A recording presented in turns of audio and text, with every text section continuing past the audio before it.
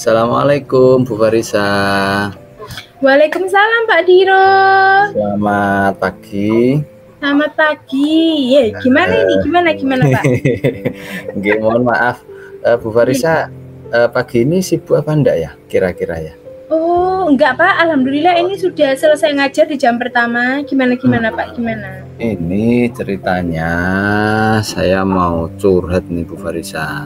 Oh, iya siap. Saya ingin minta pendapatnya Bu Farisa. Kira-kira Bu Farisa ada waktu enggak ya?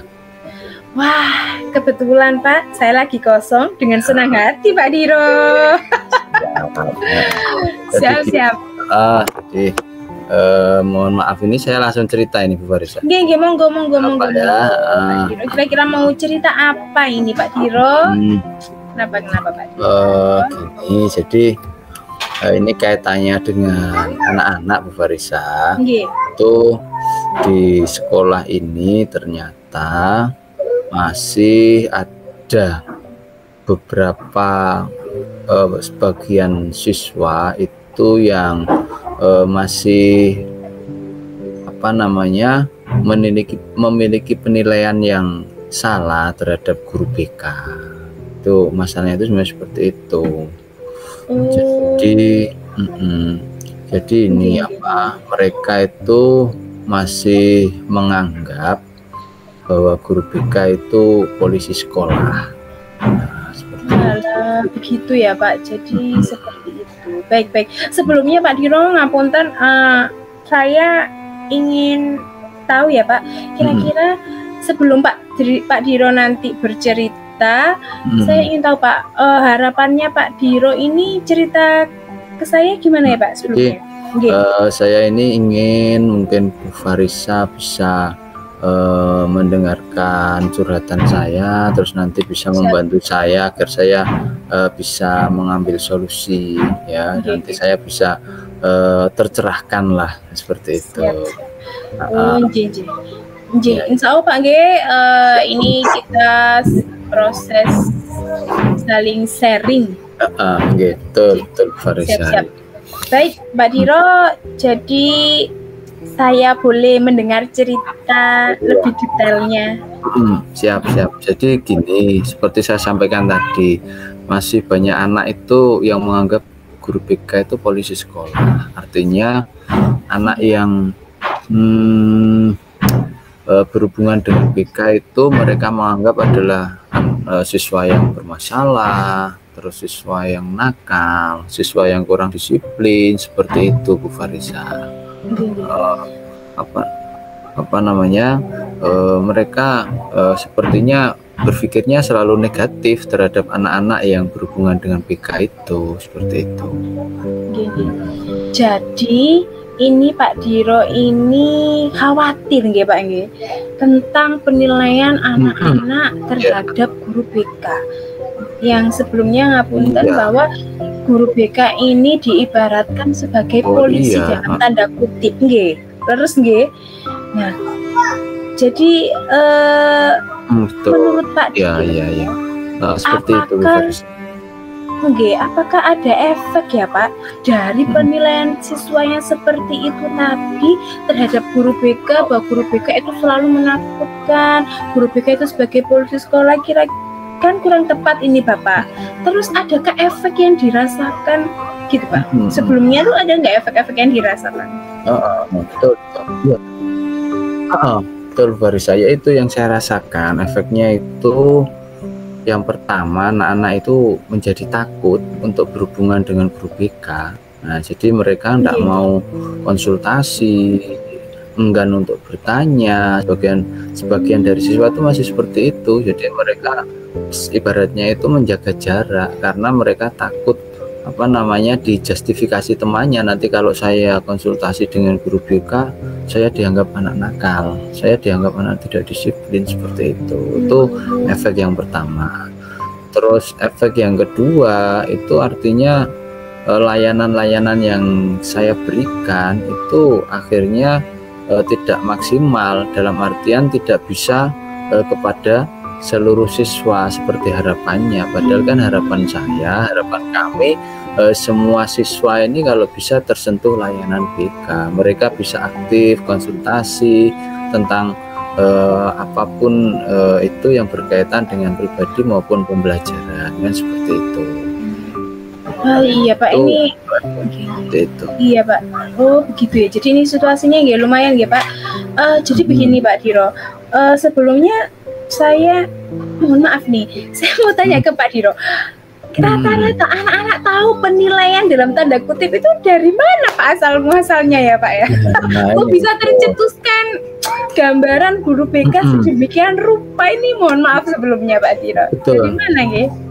Ini memang kalau saya lihat itu yang pertama itu memang adalah tradisi turun-menurun yang salah. Artinya dari kakak-kakak kelas itu kadang kan mereka memberi informasinya itu seperti itu Farisa. Jadi yang pertama itu seperti itu. Jadi ketika kakak-kakak misalnya ya ini dari kelas 7 gitu kan, itu kakak kelas mereka kelas 8 dan kelas 9 tuh sudah seperti itu. Ketika masuk ke ruang BK, oh berarti kamu tidak disiplin, oh berarti kamu nakal ya, bermasalah ya. Sudah ada justifikasi seperti itu. Nah, sehingga dari budaya seperti itulah akhirnya turun-temurun ada penilaian yang kurang tepat. Itu yang pertama ya. Yang pertama. Terus mungkin ada penyebab lain Pak. Nah, penyebab lain itu mungkin saya juga dalam memberikan pemahaman kepada mereka tentang BK itu sebenarnya seperti apa, itu juga mungkin masih belum diterima secara utuh kepada siswa ya, sehingga pemahaman mereka tentang BK itu masih setengah-setengah seperti itu sepertinya. Oke Pak, jadi memang untuk gambaran umumnya seperti itu ya Pak, bahwa yang pertama dari kakak kelas, terus Pak Diro menduga bahwa layanan BK yang kurang variatif juga menjadi salah satu pendorong faktor juga. Nah Pak, setelah ini kira-kira Pak, apa yang akan Pak Diro lakukan secara nyata untuk mengatasi informasi-informasi yang mungkin harus diluruskan ya Pak Diro ini ya? Harus diluruskan, harus kepada anak-anak. Ya, jadi setelah saya melakukan refleksi Bu Farisa, ini saya sih mikirnya banyak hal. Jadi yang pertama itu layanan informasi yang saya berikan terhadap siswa itu harus lebih variatif menurut saya Bu Farisa.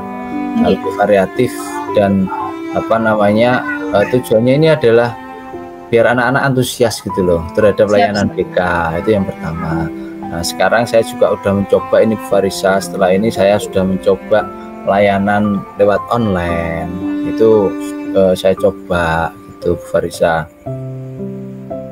Farisa.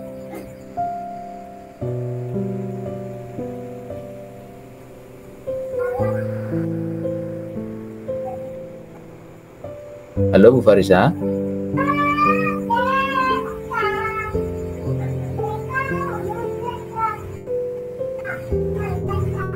Farisa bisa mendengar saya?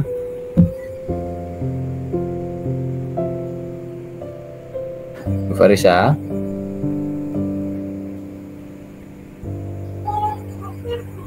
Farisa.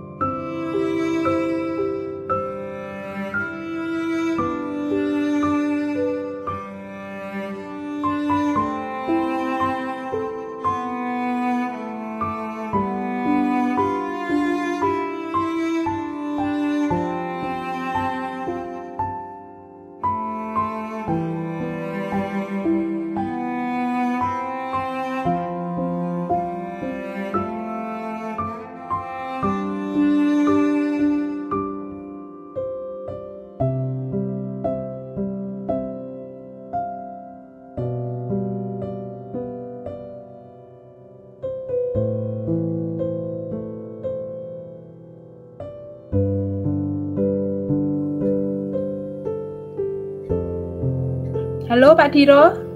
Aku lampu mati. Oh pergi terus. Sisi Pak. Gini ketok. Pak Diro. Nah iki wes nyala. Pak Diro suaranya. Baik Farisa, yang pertama itu tadi saya akan mencoba variasi Bu Farisa ya, variasi informasi, layanan informasi saya kepada anak-anak biar mereka lebih tertarik gitu Bu Farisa. Siap. Terus yang kedua ini saya berencana Bu Farisa, yang saya lakukan itu saya pengen membuat namanya adalah konselor teman sebaya. Konselor teman sebaya itu artinya nanti saya menggandeng anak-anak di kelas, siswa yang berpotensi untuk menjadi konselor bagi teman-temannya, seperti itu. Ini namanya layanan konselor sebaya. Nanti tentunya tetap dengan bimbingan saya, seperti itu. Nah, nanti fungsi dari konselor sebaya ini nanti juga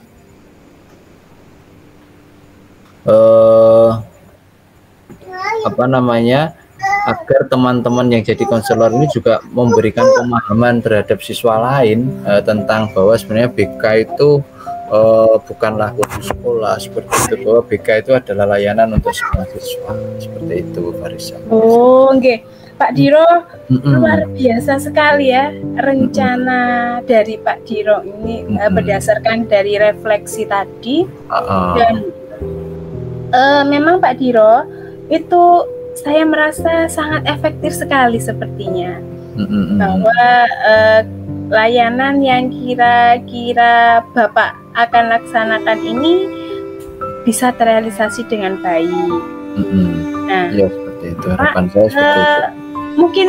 Mungkinkah ada ini Pak, ada cara lain juga setelah nanti ada pelaksanaan tutor sebaya, mungkin ada yang mau ditambahkan dari Pak Diro? Gitu. Jadi kan tadi kan ada dua ya, variasi layanan, terus dengan konselor sebaya, seperti itu. Terus yang ketiga ini Bu Farisa, saya kok mikirnya saya akan juga menggandeng teman-teman guru, utamanya wali kelas. Nah, sebagai mitra, sehingga beliau-beliau ini juga bisa memberikan pemahaman terhadap bimbingan konseling di SMP 5 itu seperti apa gitu ke anak-anak gitu. Jadi harapan saya ketika rekan-rekan guru, wali kelas ini membantu saya untuk memberikan pemahaman kepada siswa, nanti artinya informasi ini semakin masif dan bisa bisa menggerus pemahaman-pemahaman yang selama ini keliru, seperti itu Farisa. Saya berpikirnya seperti itu Farisa. Luar biasa sekali ya Pak. Jadi tentunya ini nanti akan melibatkan rekan sejawat juga dalam program Bapak untuk program pengimbasan ke anak-anak ini Pak ya. Pak, mungkin setelah ini saya mau tanya, kira-kira Pak Diro untuk atau eksekusinya kapan ini? Saya sih targetnya ini sesegera mungkin Bu Farisa. Jadi mungkin setelah sharing kita ini nanti saya akan mulai membuat planning, artinya akan saya buat planning dan akan sesegera mungkin, kalau bisa dalam minggu-minggu ini saya akan melaksanakan rencana itu, akan saya laksanakan seperti itu. Nah, Pak Diro, saya boleh nggak bertanya sedikit untuk Pak Diro juga? Gimana? Berdasarkan rencana yang luar biasa tadi, nggih Pak, dari ada tutor ketiga aksi tadi, rencana tadi. Nah, Pak Diro, kira-kira dari skala 1 sampai 10, Pak Diro berharap pada posisi yang mana? Kalau sebelumnya mungkin kita berbicara dulu ya. Yang sebelumnya Pak Diro belum melakukan refleksi, Pak Diro sedang berada pada posisi yang keberapa ini? Kalau saya sih menilainya, saya sih pada posisi 6,5 mungkin Bu Farisa ya. 6,5 ya, sebelum ada refleksi ya Pak ya.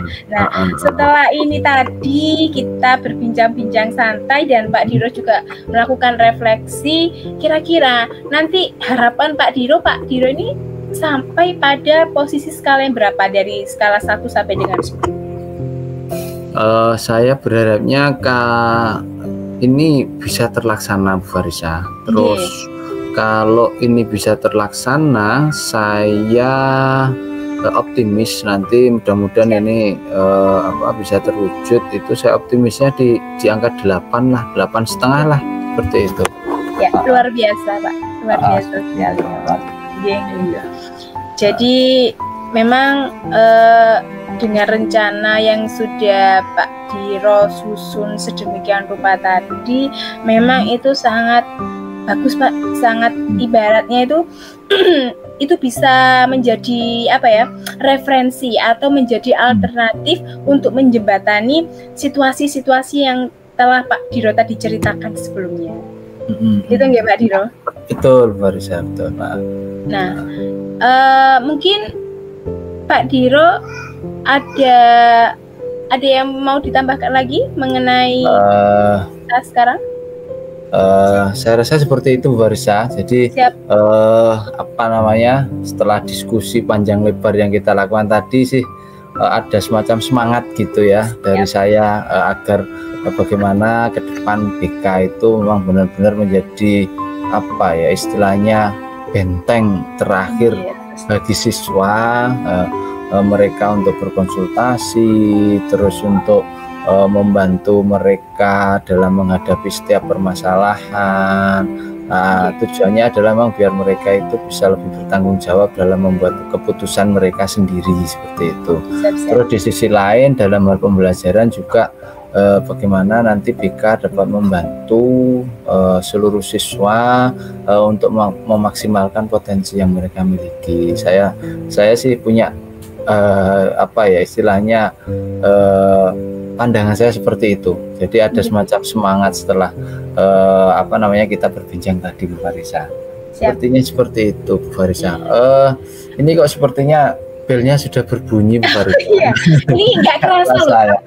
Saya terhanyut juga ini. Baik, Pak Diro, karena semangatnya Pak Diro ini menular ya. Jadi saya boleh nggak Pak besok ikut berpartisipasi dalam rencana aksi nyatanya Pak Diro? Siap, itu memang yang saya harapkan Bu Farisa. Nanti besok insya Allah akan saya sampaikan rencana-rencana itu di yang akan saya lakukan di kelas itu nanti. Saya mohon bantuan Bu Farisa nanti. Siap Pak Diro. Saya rasa itu dulu Bu Farisa ya, karena kita ini saya udah ada bel ini saya mau masuk kelas. Iya Pak. Iya loh, ini sudah bel. Masuk kita yuk. Ayo kita siap-siap mengajar Pak. Makasih Bu Farisa sebelumnya. Sami Pak Diro. Nanti saya tolong dicolek-colek atau dikabar-kabarin kalau sudah aksi nyata. Oke. Terima kasih Bu Farisa. Sami-sami. Assalamualaikum. Waalaikumsalam warahmatullahi wabarakatuh.